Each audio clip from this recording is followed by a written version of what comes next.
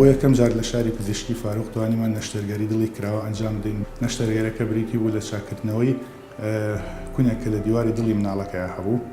بەهۆی بوونی ئامێری پێشکەوتوو وستافی شارەزا توانیمان هەموو قۆناغە سەختەکانی نەشتەرگەرەکە تێپەڕێنین و مناڵەکە بە تەواوەتی ئامادە بکەین کە بژێردرێتەوە بۆ بەشی قاوش. هي أنماط تعرف أنها عندها فتحة باللثين، بعدين تطلع هي تلعب ويا الجهاز تجي تقول قلبي يوجعني، فوديتها أول شيء على دكتور أخصائي هناك ما قدر يشخص حالتها. بعدين قال لي أنا أنصحك توديها مستشفى الفاروق الأهلي.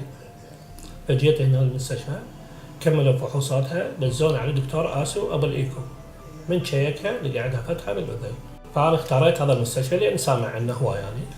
فكانت العملية كلش ناجحة والعملية طولت تقريبا 5 ساعات والعناية بالمستشفى بعد جيد جدا من كل شيء يعني من الكادر الطبي من العناية بالمريض من النظافة من الطعام كل درجة أولى.